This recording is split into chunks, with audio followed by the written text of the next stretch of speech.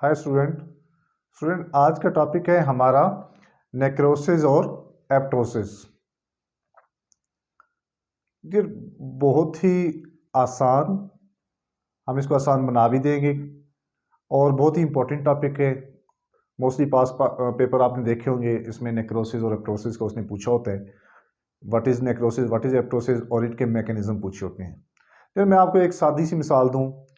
Let's suppose ये मेरे पास एक मार्कर है, मेरा प्रोग्राम है कि मैंने इसको 30 डेज़ के बाद इसको एक्सपायर कर देना है, इसको तोड़ देना है। तो ये तो मेरा एक प्रोग्राम है कि मैंने 30 डेज़ के बाद इस बोर्ड मार्कर को ज़ाया कर देना है। एक ये बात ज़ाया हो गया, यानी इसकी डेथ हो गई। एक ऐसा हुआ है कि ये मेरे से गिरा है बाय चांस, अभी 2 दिन हुए मैंने परचेज किए, बाय चांस ये गिरा है और ये टूट गया है। यानी इसमें प्रोग्राम तो इन्वॉल्व ना हुआ इसके टूटने में, इसके ज़ाया होने में। प्रोग्राम मेरा 30 डेज़ का था और ये 2 डेज़ के बाद टूटा है, गिरा है, टूट के मेरे किसी काम का नहीं है। तो ये भी इसकी डेथ हो गई है, यानी ये भी एक ज़ाया हो गया है। और एक वो ज़ाया करना था, एक वो इसकी डेथ थी कि जब मैं इसके 30 डेज़ के बाद इसको मैं ख़त्म करता। यानी इसकी लाइफ 30 डेज़ थी और मेरे से ये टूट गया है, ज़ाया हो गया है। कितने दिन बाद? 2 डेज़ बाद। तो डियर इसी तरह सेल भी क्या है, सेल की भी लाइफ है। हमने पढ़ा है पहले लेक्चर में कि 120 डेज़ के बाद रेड ब्लड सेल की डेथ हो जाती है। यानी रोज़ाना सेल, लेट सपोज एक रेड ब्लड सेल आज प्रोड्यूस हुआ है तो 120 डेज़ के बाद उसकी डेथ हो जाएगी, वो ख़त्म हो जाएगा उसका लाइफ टाइम।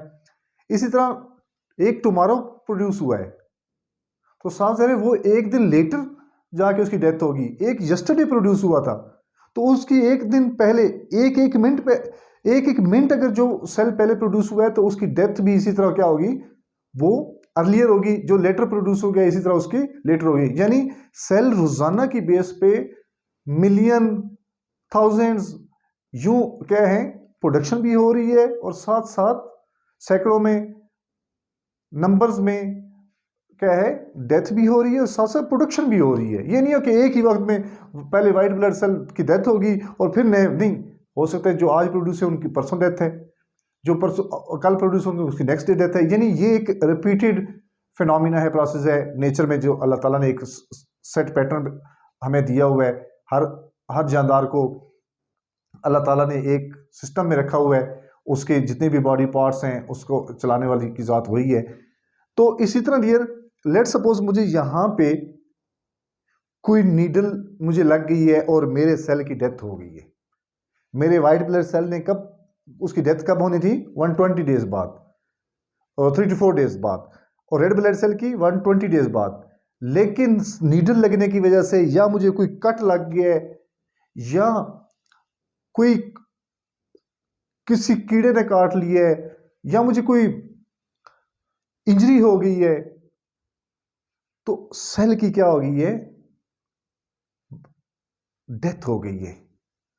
अचानक, प्रोग्राम डेथ नहीं है, अचानक डेथ है, तो मैं उसको कहूंगा नेक्रोसिस। यानी the death of the cell due to injury, cut, wound, या यहां पे मैंने क्या किया है, मैंने उंगली को अपनी को बांध दी है, जोर से मैंने बांध दिया है, तो यहां के सेल को सप्लाई ब्लड की क्या हो गई है, खुराक की, ऑक्सीजन की कट हो गई है, वहां पे सप्लाई रुक गई है। तो इसकी वजह से भी ब्लड क्या सेल क्या हो सकती है, उसकी डेथ हो सकती है। तो ये भी प्रोग्राम सेल डेथ नहीं है, ये किसकी वजह से है, फेलियर ऑफ ब्लड सप्लाई की वजह से हुई है। अब दूसरी तरफ चलते हैं, the program cell death is called apoptosis. यूं एग्जांपल दे सकते हो कि 120 डेज बाद रेड ब्लड सेल की क्या हो जाती है, लाइफ खत्म हो जाती है, डेथ हो जाती है, तो this is called apoptosis. The death of the red blood cell due to cut and injury is called necrosis. सिर्फ मैं यहाँ पे रेड ब्लड सेल की एग्जांपल दे रहा हूँ, व्हाइट ब्लड भी सेल हो सकते हैं, मसल सेल भी हो सकते हैं, नर्व सेल भी हो सकते हैं, कोई भी सेल है। तो इसमें स्टेप्स कौन कौन से इन्वॉल्व हैं कि पहले सेल क्या करेगा, स्वेल करेगा।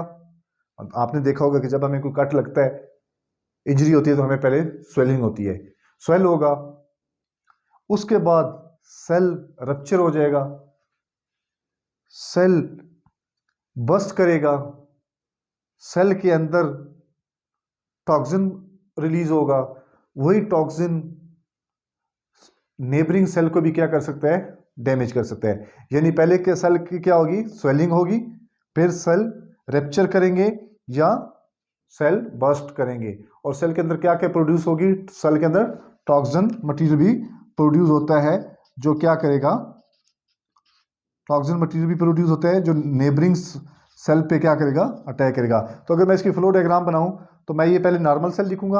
अब देख लो, नॉर्मल सेल में मैंने न्यूक्लियस शो की है, माइटोकॉन्ड्रिया शो की है, गोल्जी बॉडी शो की है, फिर उसकी क्या हुई है, स्वेलिंग हुई है, फिर उसके बाद उसकी क्या हुई है, नेक्रोस हो गया, बस्ट हो गया। जो जिस सेल की डेथ हुई है, अब उस सेल को मैंने क्या नाम दिया, नेक्रोस सेल। अब इसमें जो स्टेप्स कौन कौन से वाले, सबसे पहले सेल क्या करेगा, श्रिंक करेगा। यहां पे क्या करेगा, सेल स्वेल करेगा। एप्टोसिस में सेल क्या करेगा, श्रिंक करता है, यानी उसका साइज क्या हो जाता है, रिड्यूस हो जाता है, कंडेंसेशन हो जाती है, कंडेंस कर जाता है। फिर उसके बाद उसके ऊपर बड्स बनेंगी। क्या बनेगी, ये देखो मैंने शो किए हैं, आउट ग्रोथ। ये देखो, लेट्स सपोज ये देखिए, ये एक छोटी सी आउट बड बन गई है। बड मीन्स आउट ग्रोथ, यानी ये आपके पास सेल है और यहां से एक छोटी सी ग्रोथ आ गई है।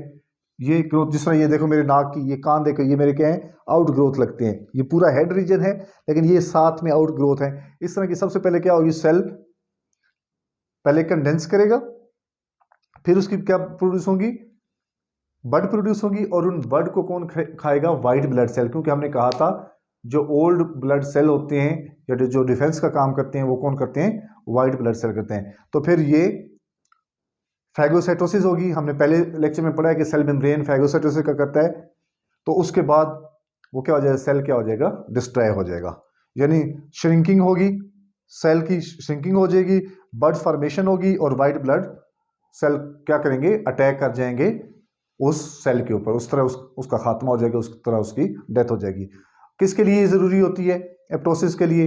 एजिंग प्रोसेस में भी क्या है कि सदा हमेशा नहीं रहता इंसान, कोई भी ऑर्गेनिज्म है सदा नहीं रहता। तो एजिंग के साथ साथ भी क्या होते हैं, कुछ सेल पुराने होते जा रहे हैं। तो एप्टोसिस के ज़रिए उन सेल को क्या करना होता है, डिस्ट्रॉय करना होता है। इसी तरह इम्यून सिस्टम को बढ़ाने के लिए हमें क्या ज़रूरत होता है, एप्टोसिस ज़रूरत होता है। इसी तरह balance of the cell population को, इस तरह तो नहीं है ना कि रोज़ाना आपके सेल प्रोड्यूस हो रहे हों और पता चले कि हमारा किसी भी ऑर्गेनिज्म का वेट बहुत ज़्यादा हो जाए, क्योंकि सेल ने भी खुराक खानी है, ऑक्सीजन लेनी है। तो फिर जब बहुत ज़्यादा सेल हो जाएंगे तो ऑक्सीजन उनकी सप्लाई कैसे पूरी होगी, उनकी खुराक कैसे पूरी। तो इसलिए क्या है, एक नेचुरल फिनोमिना है कि सेल की डेथ भी होती रहती है, साल प्रोडक्शन भी होती रहती है, और एफिशिएंसी भी उस सेल की बढ़ती रहती है। यानी हम कह सकते हैं cell population, to control cell population apoptosis is required. और किसके लिए, हमें इम्यून सिस्टम को मेंटेन करने के लिए एप्टोसिस इज रिक्वायर्ड। एजिंग में भी एप्टोसिस इज रिक्वायर्ड।